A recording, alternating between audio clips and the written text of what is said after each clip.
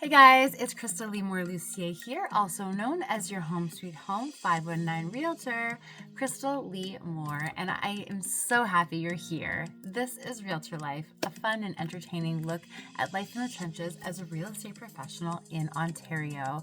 Let's get started. So today we're going to be talking about scheduling your week, staying on track, and picking your motivation. So let's jump right in. So as an entrepreneur, we have the ability to schedule our weeks, which is fantastic. We feel when we first start, we can do anything. We could sleep in, we can have appointments at times when other people don't have them, skip the line, etc., etc. But what happens when we kind of take away that structure is we may find ourselves less productive. So I think the biggest thing is to make sure that you do schedule time to do your work. And what does your work mean? So as a realtor, your work might mean that you're actually selling a house. That's fantastic. That's what we want. Yay. But more often than not, your work also means all the stuff that gets you to the point that you're actually selling a house. So our lead gen, calling people, sending notes, dropping by, adding to your database, sending referrals, receiving referrals, networking, all of these things that we don't really pay attention to when we get into the business because we think, oh, we'll just get clients. But it doesn't matter how good you are at selling a house if you don't have someone to sell it to or you don't have a house to sell. It's pretty slim pickings out there. So you have to put that work in. And the company I work with, Buffini and Company, so they recommend 2 hours a day. So those 2 hours, you just want to block them out. And that's 2 actual hours, not 2 hours when you say you're working and you scroll Facebook, or 2 hours as you get your errands done, not 2 hours sitting on the couch, maybe in your pajamas. Because as Buffini says, if it is 10 a.m. and you are in your pajamas working from home, you're not working. You're just home. So make sure that you're ready for the day. It's really good to get on the phone, maybe voice to voice, face to face with people. Setting up coffees is great. And if you find yourself kind of at a lack of clients or you don't really have any active people you're working with, this is a great time to tap into your business network. There are tons of people out there in business trying to get clients as well. So why don't you try and get clients together? Referral business is big business. And if you can get to know someone, you'll find out how they work. And this includes mortgage brokers, lawyers, inspectors, painters, insurance people, financial advisors. There's so many people and so many kind of hands in helping people buy homes and sell homes. It's a great idea to make sure that your network is full of people that can help, but who you also know. And what better way to get to know them than to call them and sit down for coffee or a meeting? So having that schedule is good, and you can pick. That's the part about being an entrepreneur that's kind of awesome, is you can really choose when you want it to be. Some people like that time to be right in the morning, let's say like a 9 to 11 a.m. And that is a great time if that works for you. So the best part about this job and this business, as I've mentioned many times before, is that you really get to customize it. So you get to think, where am I my most productive and when can I actually do that? Because then you'll also have to schedule in time to show clients homes and to do open houses, to do the work for clients. And as you get going, you'll realize you'll have more to do than you have hours to do it in. So scheduling it can really help. And you also don't want to get so caught up in the busy work that you don't actually get any new clients. So making sure that for that lead generation, making sure you've scheduled the time, it's a huge deal. You also want to make sure that you're putting in your self-care time. So maybe that's reading, exercising, meditating, doing a hobby, spending time with your family, all these wonderful things. And also making sure you're vacationing, taking a day off. Burnout is a real thing. It's not good, and it can really take you out of the game for weeks if you're not careful. So just make sure that you are scheduling time for you, and you can put in special kind of appointments, things like that into your calendar, but making sure that that schedule is done in advance is amazing, because on Monday morning, you don't want to just be kind of chasing a string of all the things that come up. You can take the control back, and it actually lowers stress and anxiety. which is a big deal. Okay, so staying on track. I've mentioned before, and I think it's important, there are times in our lives and our businesses where we have it all together, or we feel like we do. We probably don't, but we feel like we do. So we have kind of like, we feel like we're making strides, we're motivated, it's great. And then other times, for some reason, we don't really understand why, but no, it does not feel good. And what can we kind of attribute that to? So when we look at kind of what we're reading, this is very similar to what I was talking about with what you put in. What we're reading, what we're listening to, who we're spending time with. Are we moving our bodies? Are we exercising our mind? We just had this amazing presentation. And of course, I'm going to block his name. Great guy. But he said, we want to exercise our minds, our souls, and our bodies every single day. And it is so important because if we think about how busy life gets, you can have days when you do not get off your chair. You're working, and it feels like you're working the whole day, or you're driving the whole day. I've had days like that where I have appointments basically from the time I wake up until the time I kind of get home, and you eat in your car. It's not glamorous, and it's good to be busy, but this whole kind of badge of busyness that so many of us wear as entrepreneurs is getting kind of, the season for this is coming down, because being really busy is also a sign of not managing your time properly. So the most successful, wealthy people right now are kind of getting their time back. They're getting time and freedom to do what they want to do. So if they want to join something, if they want to play a musical instrument, if they want to read or go on a retreat, they're able to do these things. They're not kind of chained to being busy. And it's important that you find your joie de vivre, your raison d'être, why are you here? And I guarantee you're not here to make a paycheck. You're here to do something that matters. If what you're doing in your career as a realtor, if that matters, you're making an impact, absolutely, go for it. 10 speed, 10 stars, whatever. But make sure that that's what it is. And it's not just chasing after money. If money is really a motivator for you because it allows you to do more things, then just lean into the motivation of that and make sure that whatever you are motivated by, it's still there if you have a slow week or a slow month. Because real estate is like this. We do a lot of work so that our income is kind of like this. Hopefully it goes up. But real estate is an up and down business. During COVID, it was a very kind of, oh my goodness, busy, always getting more and more.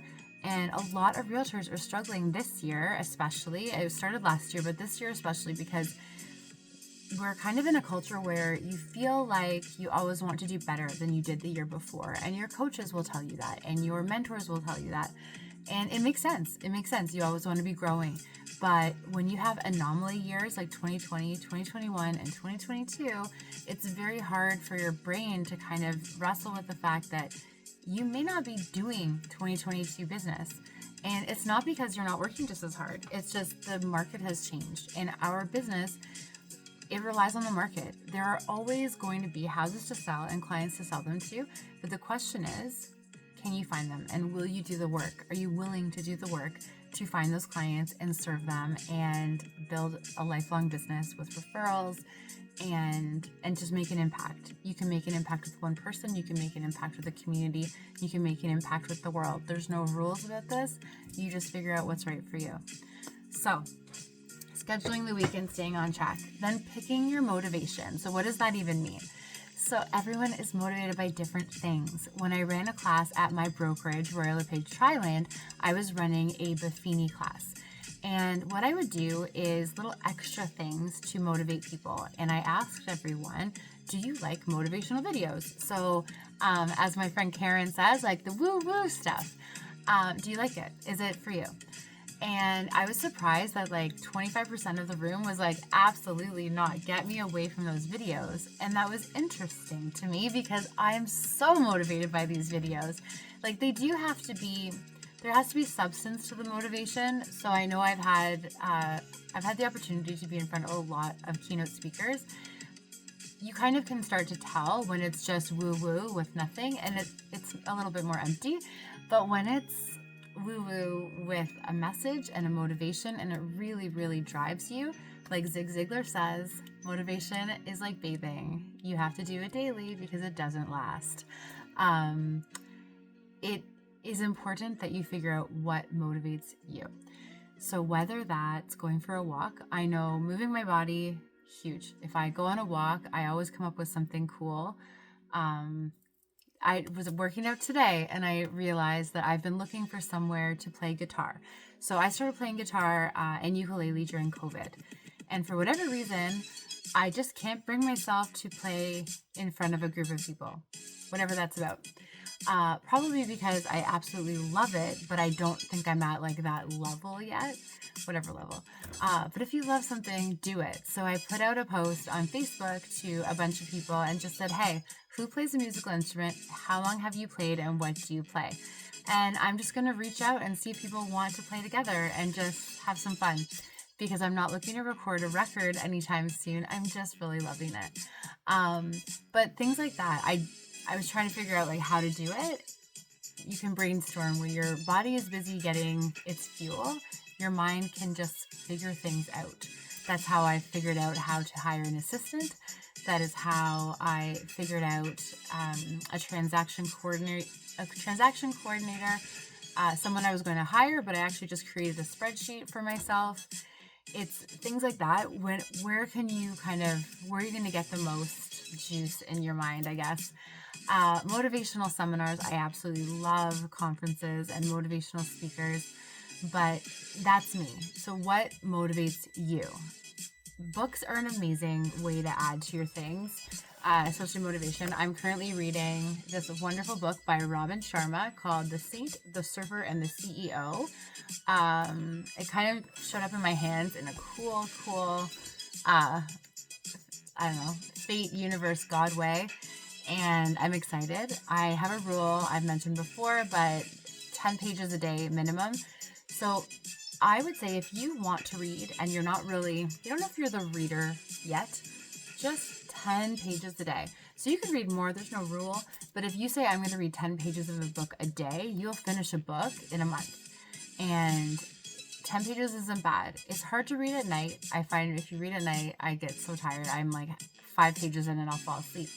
But I will read on the treadmill or on the elliptical, or I'll read in the morning with my coffee. 10 minutes. It's fantastic. And you just learn so much. And they might even be something that you've heard before, but it's just said in a different way and it just clicks in. So really cool stuff. And it really is just about filling your mind with these amazing things. So just remember that it's whatever motivation does it for you. Sometimes it's music. Music can be so motivating, especially if you're working out. When we write goals with Buffini, and I do it too for journaling, he uses the Road to Perdition soundtrack, but you can actually just take a look on YouTube or on Spotify and just film orchestra or film symphony, and you'll get all these background tracks to movies. Like some of them are just so good. Like Shawshank Redemption is amazing. Driving Miss Daisy. There's an amazing one, and the movie looks it's called My Half Brother, and the picture is like the guy's holding a goat. So I don't know about the movie, but the music is just Legend from the Falls. It's really, really great. So just take a peek. It's really great background music just to help you if you're journaling or writing goals or trying to work, especially if you have undiagnosed ADHD, like most of us, I think. It's a great background sound. And the key is just to figure out what is going to work. I'm also reading a book by Vanessa Van Edwards right now called Charisma. It's called Captivate. And it is so good. So Vanessa is an awesome speaker. She spoke at Mastermind in San Diego in 2024 for Buffini. And she really dives into human interaction. There's also one called Supercommunicators by Charles Duhig. So good. And Jon Acuff has an amazing book about your soundtracks, so your internal soundtracks. There are so many good books out there. And the best part about reading a book like this is you can take someone else has spent a lot of time, all of their own experiences, and then a lot of research, and they've compiled it into a book that has been reviewed and edited, and it's become something that you can actually use for your own motivation. So I think that's pretty fantastic, and you can kind of skip some steps. It is like, why reinvent the wheel? You can have your own experiences, but you can also learn from other people, and it's fantastic. So all that to say, number one, schedule your week. Make sure you're getting everything scheduled. Sundays are a good day to do it.